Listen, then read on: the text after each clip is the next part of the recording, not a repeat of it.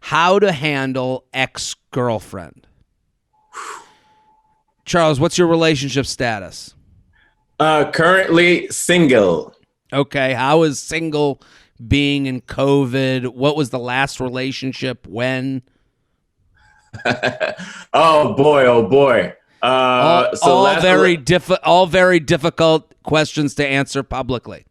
No, yeah, publicly, but also like, so we're gonna talk offline. Last girlfriend, I won't go into details about who or what.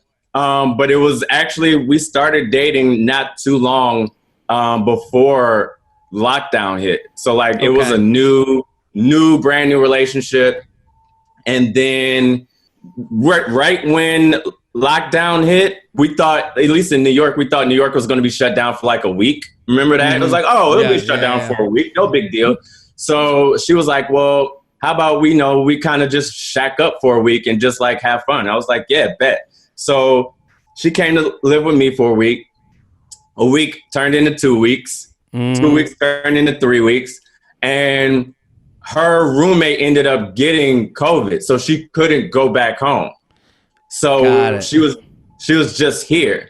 And it was fine. Like, it was no beef between us. Like, we were great. But then she started to kind of, get really depressed and spiral just from everything that was happening. Like, she lost a job, this, that, and the third. Hey, So yeah, so that caused a real kind of downward spiral. And then she like just dipped. Like, Oi. no warning, no nothing. One morning she just like dipped and was like, I don't want to do this anymore, and like bounced. And I was just like, Really? okay. All right. Yeah, it was crazy. It was wild. And so I'm what was sorry to crazy hear about that. it- Go Yeah, ahead. I'm sorry. No, I was just saying what was wild was the fact, I had to laugh about the fact that like while we were together, while we were shacking up, the level of empathy I had for everything that was happening in the world while we were like shacking up, as opposed to once she left and I was just alone in my apartment, drastically. Two different people. Like, soon as I was like alone, I was like, wait, there's a pandemic? Like, what do you mean people are dying? I've been having sex and living in a fantasy. Living in the Garden of Eden, just hanging out, hair flowing everywhere, sheets floating across the sky. Yeah. We've been baking and lovemaking for the past month and a half. I don't know what the hell's been going on. So that was my relationship status. So have you had any contact with this person since because I will say that when the situation that you just described, it's like, okay, let's go together for a week. Holy shit, this is worse than we thought. Holy shit, where is my future? What am I going to do? I can understand the freak out. I can understand going, and this relationship has gone from we're having fun and casual to like we're inching along the relationship, timeline to we have taken a fucking speed bus to the front of the, I can understand that. Yeah, totally. 100%. The only thing that I had an issue with it wasn't the fact that, she needed time or space. I'm king time and space. So I'm like, if you need to slow things down, let's slow down. Or if you need space, definitely give you your space, or whatever the case might be. My only issue was how she went about it. And she even admitted that she was wrong for how she went about it. She just like, no warning, just took off and dipped without any conversation or any consideration for my feelings, for us. And also, it was kind of like, she's like, oh, everything's moving too fast. Everything, I need to figure things out. I'm like, you asked to stay with me. Like, sure. You brought on hey, let's be official. Let's be, you know what I mean? I was taking more her lead because I didn't want to rush into things either. But I was kind of like, you know what? She's dope. We're like, in this space, like, let's do it. If she's with it, I'm with it. That type of thing. So, but that was the only issue. But as far as us having like talking, we talked it out, like not too, like maybe a couple days later. And then, there was maybe a text after that, but then ever since then, not really. And you know, I've at the end of the day, like I wanted to give her space, but then I also needed my space too to kind of Totally, you know, heal and get over it. So it was just been like, you know what, while we're forced to be, you know, on lockdown per se, even though we're not as locked down now as before, it was just like, let me just give time to like.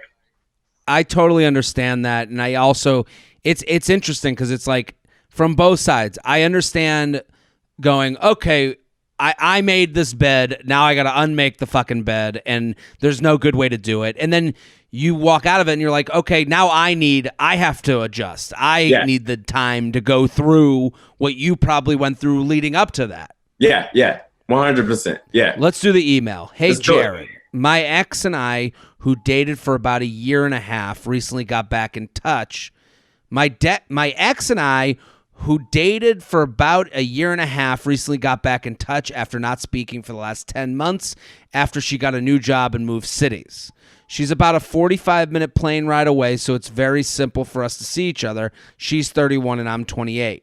While I'm not wanting to rush into things, I can't figure out how I'm supposed to feel. I still really love this girl, but she hurt me pretty bad at the end of our breakup and basically ghosted me. I feel like I need some effort and proving from her for me to be more secure about things this time around. I want to make sure I protect myself. How can I go about conveying this to her? So what do you think?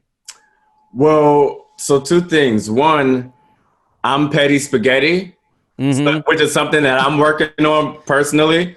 Sure. So anyone who, you know, hurt me or you know, ghosted me or whatever the case where I felt slighted, I'm less likely to want to get back involved or want to give this person another chance unless that person really comes forward and is like, hey, I fucked up.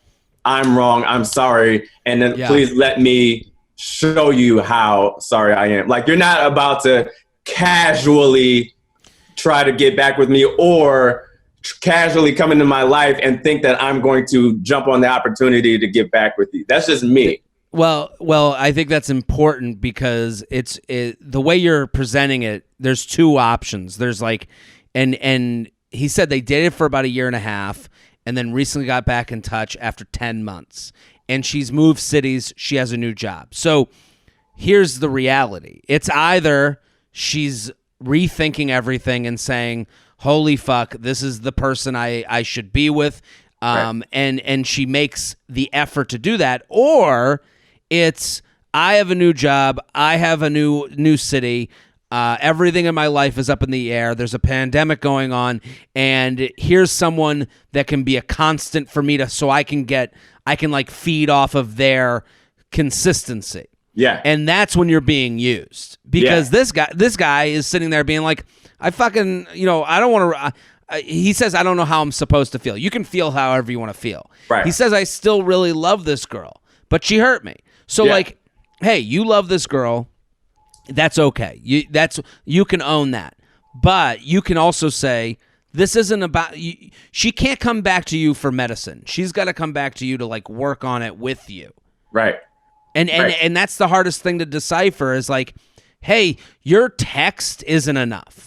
Right. I love you, and I could entertain the idea of us getting back together, but you fucking ghosted. You disappeared out of the blue. How do I, you know, I'm going to be a little bit more protective this time. And I think everything that he just said, like he said, I don't know what to say. Everything he said in the letter or in the email is basically what you should say to her if you want to say anything. Like literally everything he just laid out, say to her. Don't beat around the bush. Don't be afraid of confrontation or how she's going to take it or how he said it. Everything he just said was very, you know, it wasn't rude. It wasn't, you know, foul or flagrant. Just, hey, this is how I feel. This is how, you know, and here's what it is. And let her answer that. And what usually happens is that they scurry away. Yeah. Like they usually go, oh shit, this is, you know, when someone's trying to use you to feel better, they go, oh God, I don't want the responsibility of them. Yeah. You know, they're like, and they're like, I gotta go. I have to be accountable for my actions. Yeah, this is going to take actual work. And it's it's going to take some fucking work to get back into my good graces and for me to trust you again. That includes, hey, let me make a trip in 2 weeks. Hey, let's go out for dinner. I'm willing to make these types of moves and sacrifice my time and my energy to get back together. And a lot of times and what you said is so correct, where it's like, don't beat around the bush. You lay it out and you say, here's the standard you have to meet. And they either do or they don't. And what the problem is, when you give someone a standard, 99% of the time they don't want that. And you have to be okay with them leaving. Like, you have to be okay with that. If you buckle and you're so afraid that they'll call your bluff or that they'll say, all right, well, I'm out, or whatever the case, then you're not going to convey what you really mean and how you really feel. And you're always going to have that sense of either resentment, or you're going to have some sense of this scarcity mindset. You got to stand on your own, hold your own nuts, and really let her know how you feel. You don't have to be toxic with it, but be direct, and she can take it or leave it. It is what it is. It's like the equivalent of like the strict but fair person. It's like the parent. Like, and I'm not saying that this girl's parent, but I'm saying when you're owning like what you want, it comes off cold but you're like, this is the only way to go. It's like, it's the parent who says it's bedtime at 8:00 and they go, no. And you go, that's how we do it here. You'll respect me later for this. Yeah. Now I wonder, he says he does still love her. I wonder if that was a one-way street. Like, did she love him back? Did she express that she was in love with him or loved him? Or, you know what I mean? Like, I do wonder what her side of it is, but just based on what he's given us, I think that's definitely. Don't forget to like the video you just watched. I have many more. Subscribe to the channel right now. Like and subscribe, like and subscribe, like and subscribe, you fool. There's even a bell you can click to. Now you got your week set Monday through Friday. I'm here for you.